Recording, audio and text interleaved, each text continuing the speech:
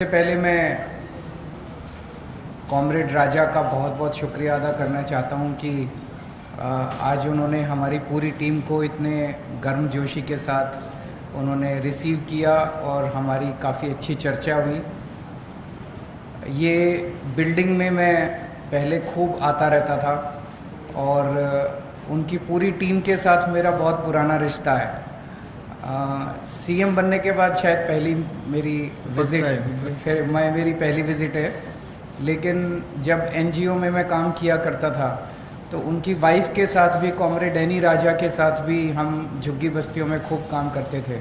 सो बहुत पुरानी दोस्ती है, बहुत पुराना रिश्ता है। आज वापस इस बिल्डिंग में आके पुरानी यादें भी ताज़ा हुई और बहुत अच्छा लगा आपसे मिलके एज ए सीएम।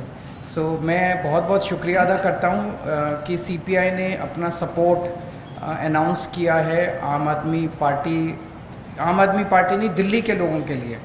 दिल्ली के 2 करोड़ लोगों का ये जनतांत्रिक अधिकार है, दिल्ली के लोगों का ये हक है कि जिस सरकार को, आज हमारी सरकार है, कल किसी की भी सरकार हो सकती है, तो जिस सरकार को वो चुन के भेजें उस सरकार को काम करने की सारी शक्तियाँ होनी चाहिए, पावर होनी चाहिए।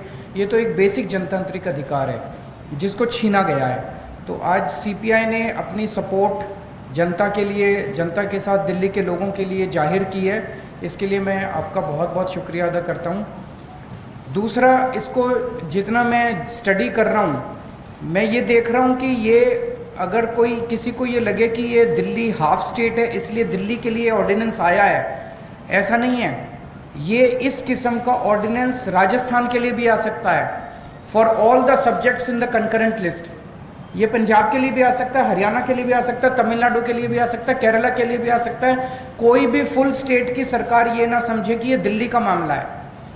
दिल्ली से तो इन्होंने शुरुआत की है, दिल्ली एक प्रयोग है। अगर दिल्ली के में इसको नहीं रोका गया तो कल जहाँ जहाँ नॉन बीजेपी सरकारें बनेंगी वहाँ वहाँ उन स्टेट्स के लिए ऐसा ऑर्डिनेंस आएगा। मुझसे लिखवा लीजिए आप। तो सबको मिलके, पूरे देश के 140 करोड़ लोगों को मिलके, सभी पार्टियों को मिलके इसका विरोध करना है।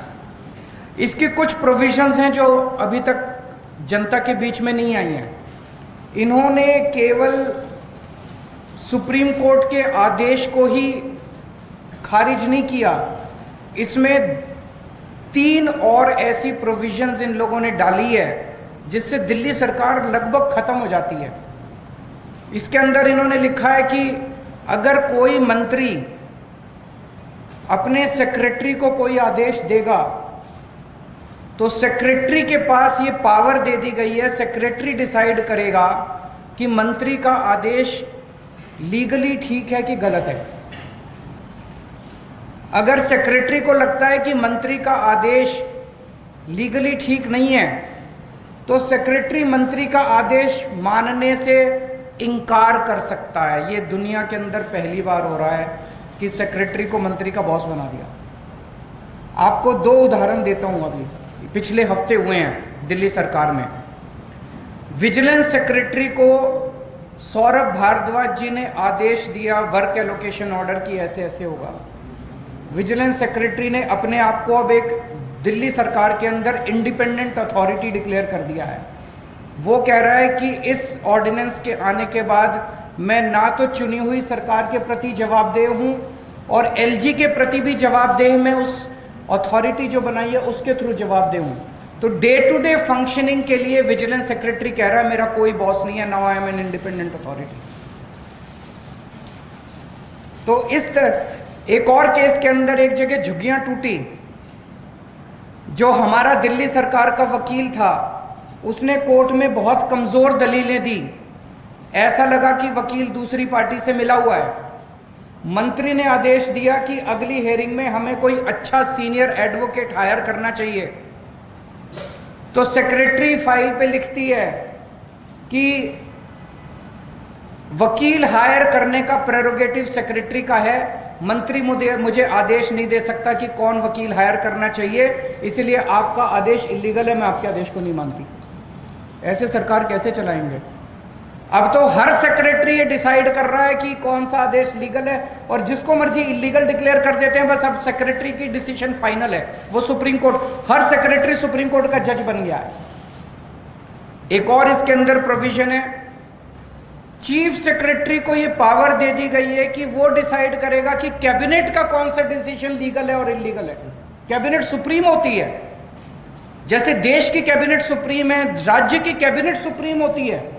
अब इसके अंदर ये पावर दे दी गई है, चीफ सेक्रेटरी तय करेगा कि कैबिनेट ने अगर कोई निर्णय लिया तो चीफ सेक्रेटरी डिसाइड करेगा कि वो निर्णय लीगल है कि इलीगल है। अगर उसे लगता है कि इलीगल है तो वो एलजी को रेफर करेगा, और एलजी को पावर दी गई है, वो किसी भी कैबिनेट के डिसीजन को पलट सकता है। आज तक भारत के इतिहास में, दुनिया के इतिहास में ऐसा कभी नहीं हुआ कि ब्यूरोक्रेसी को मंत्री के ऊपर सेक्रेटरी को बिठा दिया और कैबिनेट के ऊपर चीफ सेक्रेटरी को बिठा दिया। ये आज तक कभी नहीं हुआ। एक और इसके अंदर प्रोविजन है कि दिल्ली सरकार में जितने कमीशंस हैं, जितनी अथॉरिटीज हैं, स्टैट्यूटरी अथॉरिटीज हैं, जितनी बोर्ड्स हैं, उन सब का गठन अब केंद्र सरकार करेगी। तो दिल्ली जल बोर्ड का गठन अब केंद्र सरकार करेगी, तो वही चलाएंगे फिर water sector. Delhi transport corporation का गठन अब केंद्र सरकार करेगी, तो वही चलाएंगे ट्रांसपोर्ट सेक्टर।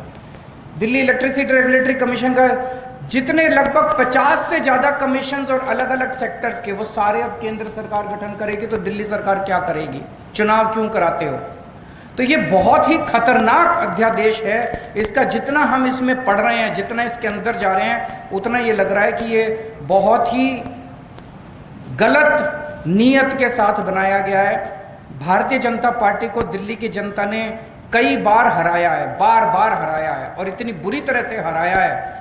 एक बार 3 सीट दी 70 में से, एक बार 8 सीट दी 70 में से, उसके बाद एमसीडी के अंदर हराया। तो दिल्ली के चुनाव वो जीत नहीं सकते, तो बैकडोर के थ्रू वो दिल्ली को चलाना चाहते हैं। ये गलत है। जितनी भी पार्टियों ने सपोर्ट किया हमें, हम उन सब के शुक्रगुजार हैं। मुझे उम्मीद है कि सुप्रीम कोर्ट के अंदर भी हमें न्याय मिलेगा, और राज्यसभा के अंदर भी जब ये बिल आएगा तो इस बिल को हराया जाएगा। Thank you so much.